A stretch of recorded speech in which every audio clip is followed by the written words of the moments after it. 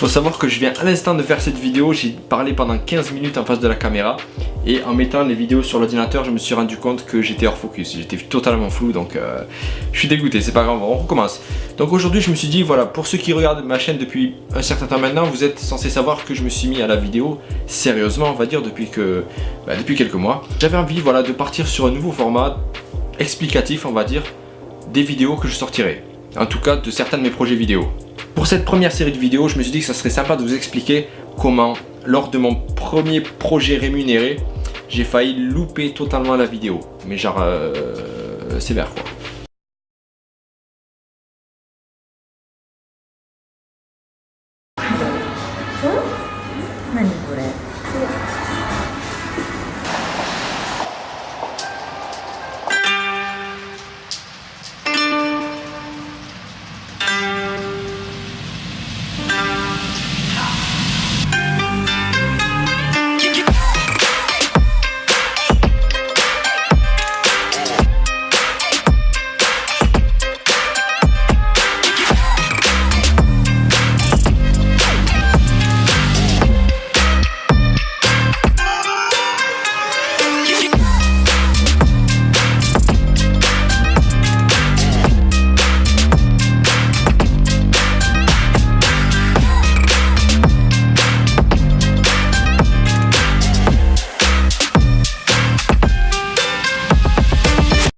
Donc déjà, je vais remettre les choses dans leur contexte. Pour ce projet, j'écris un script que j'envoie à la marque.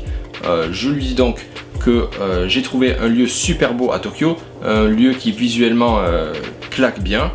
Je lui dis que j'ai trouvé un groupe de 2 danseuses qui font de la danse hip-hop, spécialisée dans tout ce qui est danse robot, tout ça. Donc je me suis dit ça peut être super sympa, ces 2 danseuses dans ce lieu. Dans ce script, j'écris donc que les 2 danseuses vont performer une chorégraphie qu'elles ont déjà sur une musique spécifique qu'un DJ a fait pour la marque. Ou en tout cas pour ce projet. La marque accepte, elle kiffe le concept, tout ça. Donc voilà, j'envoie toutes les informations aux danseuses, je leur dis le jour, la date, ce qu'il faut qu'elles prennent, la chorégraphie, il faut qu'elle dure tant de minutes. Normalement, leur chorégraphie dure 2 ou 3 minutes, mais pour ce projet, voilà, c'est une vidéo d'1 minute qu'on doit faire, donc elles ont accepté de couper sur la musique en fait. Tout ça c'était ok, et pour ma part, je me suis dit que pour ce projet, voilà, j'allais louer un boîtier, un autre boîtier, parce que le mien c'est un Canon 5D Mark II, et pour la vidéo en low light et en slow motion surtout, c'est pas trop ça. Donc voilà, je me suis dit, avec le petit budget que tu as là pour ce projet, tu vas louer un Sony A7S II, ouais, je crois que c'est celui-là que j'avais loué.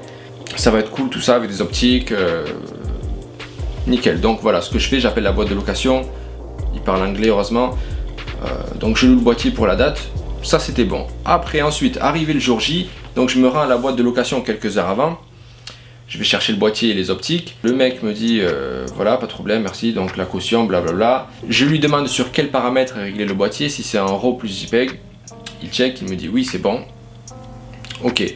Donc à partir de là, je récupère le boîtier, je me rends sur le lieu du shoot. J'arrive sur place 1 heure avant, je check un petit peu le matériel pour voir où est-ce que je me mets, comment je vais filmer, les angles, etc. Donc j'allume le boîtier et je vois que les réglages sont en japonais.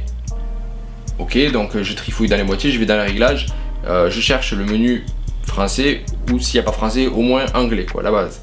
Et en fait je trouve pas.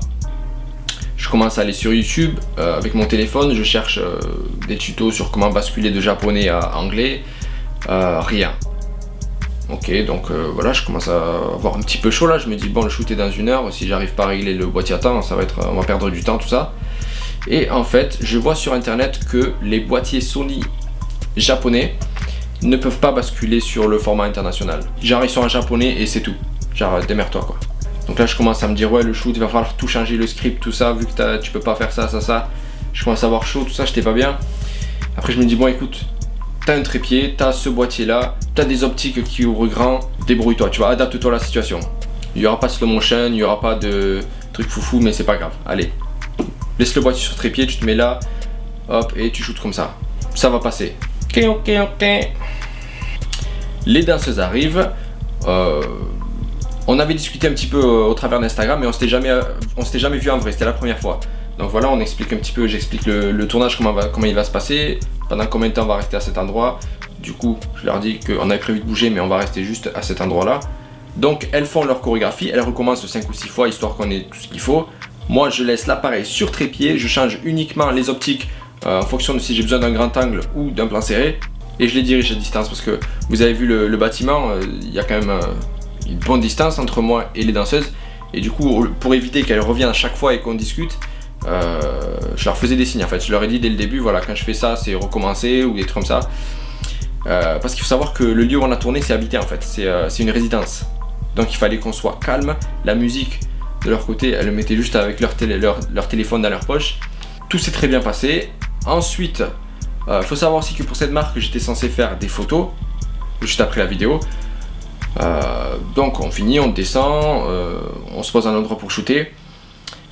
Je fais mes clichés et en fait là je check les photos et je vois qu'elles sont juste au format JPEG. Alors que le gars de la boîte de location m'avait confirmé que c'était un RAW plus JPEG. Je me dis ok pas grave, je vais checker comment changer au format RAW. Je trouve pas, donc avec tous les symboles japonais, malheureusement je comprends pas le japonais. Enfin l'écrit en tout cas, je sais le parler un petit peu, mais tout ce qui est l'écriture japonaise je maîtrise pas du tout. Le timing était chaud parce qu'on devait terminer dans 5-10 minutes. Donc pas le temps de checker sur internet comment faire pour basculer au format RAW. Du coup je me suis dit allez c'est pas grave, je shoot un JPEG et j'essaierai de rattraper ensuite avec la retouche, que ce soit sur Photoshop ou Lightroom. Tant pis, on verra ce que ça donne.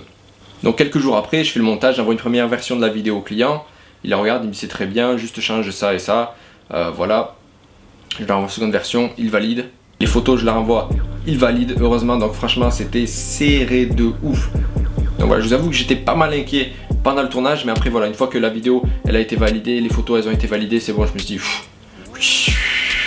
plus jamais ça. Prochaine fois je vais en boîte de location, je demande si c'est le boîtier, enfin si le menu, s'il y a le menu anglais en fait, parce que j'ai checké en fait, je crois que c'est que dans les Sony, genre qu'on peut pas switcher de japonais à anglais. Les Canon on peut, les Nikon on peut, enfin tous les autres on peut apparemment. Donc prochaine fois ce que je vais faire c'est que déjà je vais m'acheter le Sony A7 III qui vient de sortir là. Enfin il est sorti il y a quelques mois déjà, mais voilà je vais prendre celui-là avec le menu en anglais du coup, comme ça pas de problème, plus de problème comme ça là. Donc faites attention si vous venez au Japon et que vous voulez louer du matériel, surtout si c'est des boîtiers Sony, checkez le menu ou en tout cas demandez aux gars de la boîte de location s'ils peuvent vous trouver un boîtier anglais ou pas. Ce sera beaucoup mieux pour vous déjà. C'est tout pour cette vidéo les artistes, j'espère que ce format vous a plu. N'hésitez pas à me dire dans la section des commentaires ce que vous en pensez, parce que bon c'est vrai que votre avis m'intéresse, même si c'est sûr à 100% que je vais continuer ce format là, étant donné que ça fait partie de mon process quotidien on va dire, la vidéo. Je vous invite aussi à vous abonner et à partager la vidéo si elle vous a plu. Vous avez un petit lien dans la description si vous souhaitez rejoindre ma liste de contacts privés, vous recevrez fréquemment des astuces sur la photographie, du coup peut-être pour la vidéo aussi, ainsi que des codes promo sur tout ce qui est preset, formation, workshop, quand je rentre en France, etc. Sur ce, je vous dis à très bientôt dans la prochaine vidéo. Ciao!